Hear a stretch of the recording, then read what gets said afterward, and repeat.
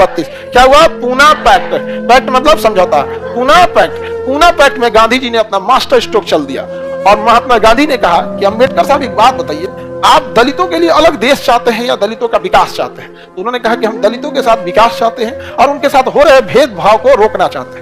तो महात्मा गांधी ने कहा कि तब आप दलितों के बारे में सोचिए, आप अंग्रेजों की चाल में क्यों फंस जा रहे हैं? अंग्रेज आपको क्या चाह रहे हैं? सब फंसा देना चाह रहे हैं सब। तो महात्मा गांधी ने कहा कि देखिए अम्बेडकर साहब, आप ये दलित जाति के लिए 71 सीट मांग रहे हैं ना, इसको छोड़ दीजिए, बल्कि आप 71 की जगह 147 सीट ले लीजिए। कितना ले लीजिए? 147। आगे बढ़े, 71 सीट ना लेके कितना लीजिए? 147 सीट लीजिए। तो अम्बेडकर साहब हिल गए, करिए ये आदमी तो और खतरनाक निकला, हम 71 ही मांग रहे हैं। और दलित समाज जब ये बात समाज में पहुंची तो और खुश हो गए, और इंग्लैंड जाके 71, ये आदमी जेल में 147, यही ठीक है। लेकिन शर्त क्या है? शर्त यह है कि क्षेत्र अलग नहीं होना चाहिए। क्षेत्र अलग नहीं, ये नहीं होगा कि पटना से केवल और केवल दलित उठेगा, पटना से हर जाति के लोग उठेंगे। हाँ, आपको आरक्षण दिया जाएगा। कितने सीटों पर? यानी 100, पहले क्या था कि 71 सीट पे दलित उठेंगे और क्षेत्र को दलित क्षेत्र घोषित कर दिया जाएगा। महात्मा गांधी ने सुझाव दिया कि ना ऐसा मत कीजिए, आप 71 की जगह 147 ले लीजिए, लेकिन फिक्स होगा कि जैसे इस बार पटना से दलित उठेंगे, अगली बार मुजफ्फरपुर से कोई दलित उठेगा। यानी हर जब भी चुनाव होगा तो 147 ऐसे ऐसे क्षेत्र होंगे जिसे यह घोषित कर दिया जाएगा कि यह रिजर्व सीट है। क्या है? रिजर्व। लेकिन परमानेंट रिजर्व नहीं होगा, लेकिन हमेशा 147 रिजर्व रहेगा। जैसे सपोज कीजिए कि पटना, मुंगेर, भागलपुर, लखनऊ, कानपुर ऐसे ऐसे रिजर्व क्षेत्र, अगली बार जगह बदल दिया जाएगा, लेकिन रहेगा ही रिजर्व। जैसे अभी समस्तीपुर, बिहार का समस्तीपुर सीट कौन सीट है? रिजर्व सीट है। वहां केवल SC ST ही इस बार उठ सकते हैं, लेकिन क्या हमेशा ऐसा रहेगा? चेंज हो जाएगा अगली बार। तो रेमजे मैकडोनल्ड क्या आता था, क्या चीज कि आरक्षण भी दिया जाए। रेमजे मैकडोनल्ड क्या चाहता है? आरक्षण और क्षेत्र भी अलग दे दिया जाए। अब महात्मा गांधी क्या चाहते थे? आरक्षण और क्षेत्र संयुक्त रहे। क्षेत्र क्या रहे? संयुक्त। तो रेमजे मैकडोनल्ड ने कहा कि आरक्षण तथा पृथक क्षेत्र। महात्मा गांधी ने कहा कि आरक्षण एगो तो मैकडोनल्ड कम दे रहा है, तो आरक्षण सहित संयुक्त क्षेत्र। समझा गया? बस सीटें क्या होती रहेंगी? चेंज होंगी। आप लोग के यहाँ भी मुखिया चुनाव होता होगा ना, तो देखिए कभी कभी फिक्स हो जाता है इस बार केवल महिला ही उठ सकती है, पुरुष को उठने नहीं दिया जाएगा। तो मुखिया अपनी पत्नी को उठा के अपने उठ जाता है। होता है कि नहीं होता है? महिला कहेगी कि हमको अधिकार चाहिए, जो दिया गया पहले उसी का तो इस्तेमाल करो। आधा मुखिया घूम रहा है, मुखिया पति बन के, और उसका बेटा भी साइन मार रहा, तो जो अधिकार दिया गया पहले उसी को इस्तेमाल करो। पढ़ी लिखी नहीं है। हालांकि महिला सब सीधा, मतलब उतना ज्यादा देखिए जितना पुरुष के करप्शन की संभावना रहती है, क्योंकि उसके हाथ बहुत लंबे होते हैं, लूट लाट की मतलब बहुत ज्यादा उसका लिंक होता है, तो करप्शन के चांस उसमें थोड़ा ज्यादा लूट सकता है। महिलाओं में कंपैरेटिवली कम होने का एक रीजन है कि करप्शन खुलेआम नहीं हो सकता, अकेले में होता है। कौन महिला से अब जाके अकेले मिलेंगे? क्या कहिएगा कि मैडम अकेले मिलते हैं, पिटाइबो करेगा तुम लोग।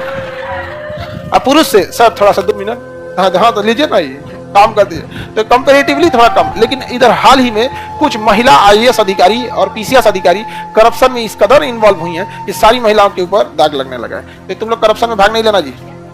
हाँ, आगे बढ़े।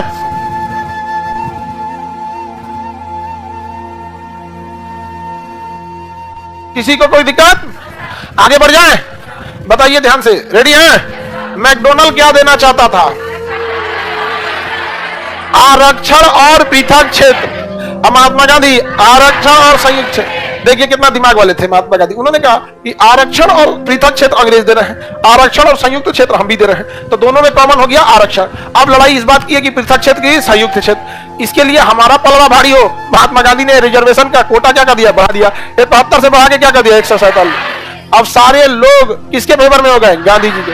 और दलित समाज अंबेडकर साहब पे दबाव बनाने लगा, क्या महाराज गांधी जी ठीक कह रहे हैं, और अंग्रेजवा जो है 71 को दे रहा था, देख रहे हैं दुगना दे रहे हैं, कितना दे रहे हैं, इसी को मान लीजिए, इसी को मान लीजिए। और दूसरा, अंबेडकर साहब पे को भी बात समझ में आ गया कि अंग्रेजों की ये चाल है, अंग्रेजों की चाल। क्योंकि जब आप किसी को अलग क्षेत्र दे देंगे तो बाकी क्षेत्र में अगर वो जाति मिलेगी, जैसे सपोज कीजिए कि बिहार का एक क्षेत्र घोषित कर दीजिए कि ये इस जाति का क्षेत्र है, 5 को जिला दे दीजिए, कहिए कि यही जाति रहेंगे, तो उस जाति के लोग अगर उस जिले के बाहर जाएंगे ना तो भेदभाव होगा, इधर क्या कर रहा है, तू अपनी जगह जाओ। नहीं समझ आया?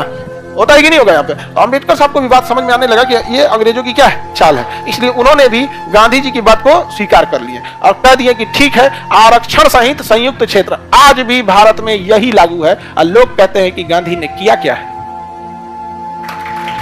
नहीं समझे? अच्छा, गांधी जी ने क्या किया है उससे कहो कि तुम अपने पहले मुखिया से लड़के दिखाओ। वार्ड सदस्य तो नॉर्मल आदमी होता है, लेकिन मुखिया तो नहीं, कटा होता है, नहीं समझे? अब देखो ध्यान से, रेमजे मैकडोनल्ड कहां बैठा था? इंग्लैंड। वो अपना माथा पीट लिया जब इरविन फोन किया ना कि प्रधानमंत्री साहब से बात करा दो। तो जब बात हुई प्रधानमंत्री से, मैकडोनल्ड से, तो मैकडोनल्ड कहे क्या इरविन घबराते क्यों हैं, गांधी को जेल में डाले हो ना? तो हाँ सर डाल दिए, टेंशन नहीं लो, यहाँ बहुत खतरनाक चाल चले थे, अम्बेडकर साहब को मिला थे 71 सीट दे दिए पृथक क्षेत्र, अभी उनको 71 सीट दो, 30-40 साल बाद उसे देश अलग कर देना। तो कह के सुनिए ना सर, वो जेल में बैठ के कांड कर दिया, क्या हो गया? कहा कि अम्बेडकर साहब से मिल के समझौता कर लिया, ऐसा ना चीज मांगा है ना, कह रहा है कि 71 की जगह 147 दीजिए। अब दे देंगे लोग तो हम लोग फंसेंगे, और नहीं देंगे तो दलित समाज हमारे खिलाफ हो जाएगा कि हमारा हक मार रहा है। तो मैकडोनल्ड का हालत खराब हो गई, यार तुम लोग सही बोलते, ये आदमी बहुत खतरनाक है, ऐसा ऐसा कांड करता है ना, ना घोटले बनता है ना थुकले बनता है। अब बताओ, एक कहेंगे ना 71 देंगे तो भी दलित समाज हमारे आगे नहीं आ गया, समझा गया कि नहीं आ गया? महात्मा गांधी को, मैकडोनल्ड को बुद्धि ठिकाने लग गया यहाँ पे, समझ आ गया? अब महात्मा गांधी ने कहा ये काम करते हैं, दलित समाज को अंग्रेजों के फेवर में या उनके झांसा में आने ही नहीं देते। तो उन्होंने क्या किया, एक संगठन बनाया जिसका नाम रखा हरिजन सेवक संघ। उन्होंने दलित समाज से कहा कि आप भगवान के भेजे लोग हैं, हरि मतलब भगवान, जन मतलब लोग, हरिजन है। किसने बोला? महात्मा। और कहा कि आपकी सेवा करना हमारा कर्तव्य है, हरिजन सेवक संघ। समझा गया? और हरिजनों से ये गलती क्या हुई दलित समाज से, उनसे सबसे पहले जो आर्य आए थे ना बाहर से, आर्य कहां से आए थे? बाहर से। आर्य तो भारत के थे नहीं, कहां से थे? मध्य एशिया। तो जब वो आए ना तो इनसे पढ़ाई का अधिकार छीन लिया सब, मंत्र नहीं पढ़ सकते, कान में कौन चीज नहीं देखते थे, यहाँ पे पढ़ने उन्हें नहीं दिया। जब पढ़ाई लिखाई छीन लिया गया ना 1000 साल में, तो इसको लगने लगा कि हम शोषित हैं, हम दबा दिए गए, जबकि हकीकत में भारत की ये मूल निवासी है। क्या है? मूल निवासी। तो इन्हें अपने नाम के आगे टाइटल में मूल निवासी जोड़ लेना चाहिए। नहीं हो गया? सुरेश मूल निवासी, क्या होना चाहिए? मूल निवासी।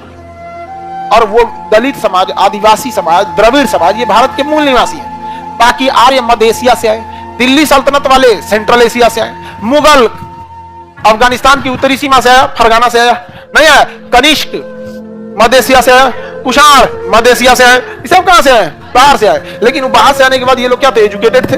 कनिष्क आया बाहर से और अपन कैलेंडर बना दिया शक संवत, और उसको हम लोग फॉलो करते हैं, कहते हैं हमारा कैलेंडर है। कहां से भाई? जब तुम्हारा कैलेंडर हो गया तो मुगल का कैलेंडर भी तुम किसी दिन कहेगा कि हमारा कैलेंडर है। कहां से शक संवत हमारा हो गया? पहली बात तो शक हमारे ही नहीं थे सब, शक कहां से आए थे? सब मध्य से। और शक जिस कैलेंडर को युद्ध कर रहे थे सब वो कनिष्क ने बनाया था। और कनिष्क के बाबूजी दादाजी का नाम सुनो, पुडुलकट विनकट, ये भारत के कहिया से हो गया सब। अगर कनिष्क भारत का हो गया तो उसके बाप और दादा विदेशी थे, उस हिसाब से तो अकबर के बाप और दादा भी विदेशी थे। अकबर के बाप हुमायूं और दादा बाबर, ये दोनों विदेशी थे। उसी तरह कनिष्क के बाप विनकट और दादा पुडुलकट विदेशी थे, उनका कैलेंडर अपना लिए, इनका नहीं अपना है। अब बीच में बेचारा दलित समाज पिसा रहा है, मूल निवासी है। समझ में आ गया कि नहीं आ गया? यहाँ पे आगे बढ़े। लेकिन आज तनी बोल दे लो मूल निवासी, शिक्षा छीन लिया, शिक्षा को ही क्या कर लिया? छीन लिया। एक चीज हमेशा दिमाग में बैठा लो, लड़ने के लिए हथियार से ज्यादा अर्थव्यवस्था चाहिए। दो चीज में जो गया, अगर पैसा गया सब गया, तो पैसा यानी अर्थव्यवस्था और शिक्षा बहुत जरूरी है। अगर अर्थव्यवस्था आ गया ना तो शिक्षा के लिए सचिव रख सकते हो, 2-4 को सलाहकार भी रख सकते हो और तत्काल शिक्षा के लिए, लेकिन दोनों बहुत ज्यादा जरूरी है। और अगर ध्यान से देखिएगा, आपके गांव में जो दलित समाज होंगे उनमें ये दोनों चीज आप देखिएगा, उन बेचारों के पास पैसे की भी कमी होती है। छोटा मोटा बिजनेस करते हैं, जिस वजह से हिम्मतें नहीं होती किसी से लड़ सके, क्योंकि पता है 6 महीना अगर बिजनेस ठप हो गया तो खाइल महंग हो जाएगा। और शिक्षा की भी क्या है? कमी है। बस ये दो मेन चीज उनकी कमर तोड़ दी गई है। यहाँ पर फिक्स किया गया छोट मोट बिजनेस करने के लिए। समझा गया कि नहीं आ गया? समझा गया? अब महात्मा गांधी ने तो उन्हें संयुक्त क्षेत्र दिया, और अंग्रेज क्या चाहते थे? पृथक क्षेत्र। अंग्रेज पृथक क्षेत्र, जबकि अंग्रेज से खतरनाक भारत में लोग थे। दलितों को पृथक क्षेत्र दे दिया था बिजनेस में, जूता सिएगा तुम, पूरा कचरा उठाओगे तुम, पृथक क्षेत्र है कि नहीं। और उस पर से लोग लॉजिक देते हैं कि उसकी कला है, तो ये कला आप क्यों नहीं सीख लेते हैं? नहीं समझे? और उनसे शिक्षा छीन लिया, उनके काम को नीचा दिखाया जाने लगा। उनके काम को क्या किया गया? नीचा। जबकि दुनिया का पहला इंजीनियर तो वही है। जिस चमड़ा को लोग फेंक देते थे उस चमड़ा से वो जूता बना दिया। समझा गया? उसी चमड़ा का बेल्ट बनाया, उसी चमड़ा का कपड़ा बना दिया, उसी चमड़ा का पर्स बना दिया। आज लोग बड़ा अच्छा से घूमते, चमड़ा का जूता, चमड़ा का पर्स, समझा गया कि नहीं आ गया? और उसको हीन नजर से देखते हैं, क्योंकि उसके अंदर दो चीजें छीन लिया गया है, फाइनेंस एंड एजुकेशन। ये दो चीज गया, भूल जाइए समाज में आप लड़ पाइएगा, तभी नहीं। ये दोनों चीज की अभाव है। केवल दलित समाज की बात नहीं कर रहे, दुनिया में कोई भी समाज में अगर जो पिछड़े रहेंगे, जो जिनका कुछ खास दबदबा नहीं है, उनके पास यही दो चीज की कमी है। भारत में मुस्लिम समाज कौन सा है? दोनों का अगर आप फाइनेंशियल बैकग्राउंड देखेंगे तो दोनों एक जैसे मिलेंगे, दोनों की स्थिति बहुत अच्छी नहीं है। लेकिन मुस्लिम समाज में क्या है कि ज्यादा दिक्कत होगा तो भाई ऊपर वाले की मर्जी है, वही है सब कुछ मालिक, समझ में आ रहा है कि नहीं? एक वो होता है कि भाई चलो अब जो दे रहा है वही खा रहा है, तो भाई ये तो कहने के लिए, आत्मसंतुष्टि के लिए तो इससे अच्छी कोई बात ही नहीं हो सकती। जो दे रहा है वही जन्म दिया, पालन पोषण भी वही करे। लेकिन दलित समाज में शिक्षा इधर आई है तो लड़ता है जो हमारा अधिकार है, ये समझ में आ गया कि नहीं? इनको पता नहीं है। हालांकि इनकी मुसलमानों की भी फाइनेंशियल स्थिति, अरे कोई ठीक नहीं है यहाँ पे। कौन को सरकारी नौकरी में मिलेगा? लोग 18% इतना जनसंख्या होने के बाद कई जगह सरकारी नौकरी में मिलेगा, लोग कई जगह कहां मिलेगा? कुछ नहीं। अच्छा, और देखिए एक दलित समाज की स्थिति पिछड़ी है, मुस्लिम के पीछे है, और महिलाओं को देखिए, इनमें भी यही दो कमी। फाइनेंशियल पावर आपके पास है या नहीं है? कोई फाइनेंशियल पावर नहीं है आपको, पैसा जो मिलेगा काट कूट के थोड़ा बहुत रखिए, इसके सिवा आपके पास फाइनेंशियल पावर नहीं है। एजुकेशन भी छीन लिया। दुनिया में एकदम याद रखो, सबसे पहले फाइनेंस एंड एजुकेशन, जिसका कब्जा इन दो चीज पे हुआ, पूरा कब्जा दुनिया में। और अभी एक नया चीज आ गया है, टेक्नोलॉजी। पहले टेक्नोलॉजी के पार्ट ऑफ एजुकेशन, जैसे जैसे एजुकेशन बनेंगे वक्त का डिमांड हो जाएगा, आप उसे भी अलग कर सकते हैं। आज के दौर में दुनिया में इन तीन चीजों पे जिनका पकड़ हो गया ना, उसे कोई नहीं आगे रोक सकता है। पैसा, एजुकेशन, टेक्नोलॉजी। और इन तीनों पे सबसे मजबूत पकड़ यहूदियों का है। ज्यूज, यहूदी 8 मिलियन है। कितने हैं? 8 मिलियन। ओकरा से ज्यादा तो इंस्टाग्राम में कई को नाचने गाने वाले कराता है, और उनकी संख्या इजराइल में कितना है? 8 मिलियन। ओकरा ज्यादा देखे ना टिकटॉक में नचनियन का उससे ज्यादा फॉलोअर है, और उतना 8 मिलियन नहीं है। लेकिन दुनिया के सारे टेक्नोलॉजी पे कब्जा यहूदियों का। यूट्यूब, फेसबुक, ट्विटर, एंड्रॉइड, ये सब पे किसका कब्जा है? यहूदियों का। बिजनेस पे यहूदियों का, जितना बड़ा बड़ा बिजनेस करेंगे उसमें पैसा लगा रहेगा यहूदी। और एजुकेशन के मामले में दुनिया में उनसे बेटर एजुकेशन कोई नहीं दे सकता है। अपने कुल बजट का 14 से 15% रिसर्च में लगाते हैं, और हम लोग रिसर्च में लगाते हैं 0.5%। समझ में गया? तो हम लोग क्या है, यूज करते हैं क्या भैया? गूगल यूज करो, फेसबुक यूज करो, ट्विटर यूज करो। अरे कहियो अपनो बनाओ अपनो एमआरआई मशीन यूज करो, सिटी स्कैन यूज करो। अरे भाई साहब, अपना भी तो एक टेक्नोलॉजी होना चाहिए। हमें टेक्नोलॉजी के नाम पे क्या बताया जाएगा? चरक संहिता में भारत ने दुनिया का पहला बार प्लास्टिक सर्जरी किया था, तो अभी क्या पिछड़ गया भैया? करिए उसी को। अरे भैया, एडवांसमेंट की जरूरत है, वो उस समय बेस्ट था, नहीं समझे? अभी बताइए, हम अपने आने वाली पीढ़ियों को बताएंगे कि अरे तुम क्या जानते हो, हम लोग तुमसे पहले नोकिया यूज करते थे। ये कोई बात है? उस समय नोकिया बेस्ट था, लोढ़ा था, मोबाइल की जगह चला के मार दो मुंह फूट जाएगा किसी का। आगे बढ़ जाए, किसी को दिक्कत तो बताइए। गांधी जी ने पूना पैक्ट के तहत दलितों के लिए आरक्षण सहित संयुक्त क्षेत्र, कम्युनल अवार्ड जो मैकडोनल्ड दिया था, आरक्षण सहित पृथक क्षेत्र, गांधी इरविन समझौता 5 मार्च 1931, 5 मार्च 1931, और इधर 24 सितंबर 1932। अब महात्मा गांधी का इतना दबदबा हो गया जिसका कोई हद नहीं। तो मैकडोनल्ड ने इरविन से डिसाइड किया कि यार इस आदमी की छवि खराब करो, इस आदमी की छवि खराब करो, वरना ये आदमी एक दिन भारी पड़ जाएगा। तो महात्मा गांधी की छवि खराब करने के लिए अंग्रेजों ने भगत सिंह को फांसी पे चढ़ा दिया।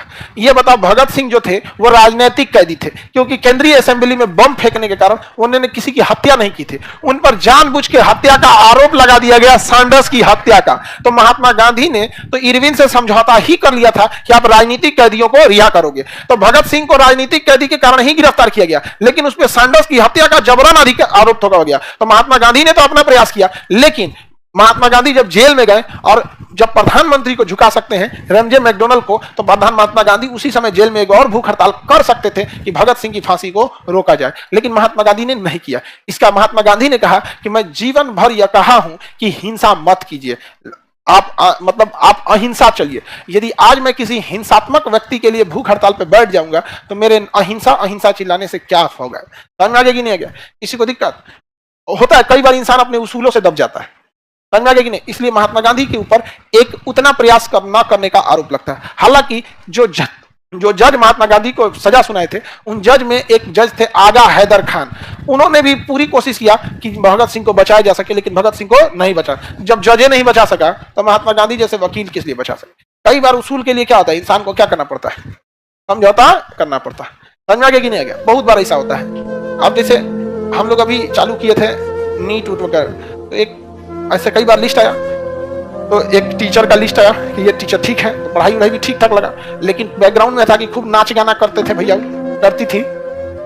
तो भैया हम तो क्या करेंगे, हम तो उसूलों से दबे हुए इंसान कि जीवन भर हम अगर विरोध किए कि नाच गाना ठीक नहीं है, क्लास में नाचने की क्या जरूरत है, नाचना ही है तो नचनिया बन जाओ, तो बताओ हम अपने उसूलों से समझौता कर पाए?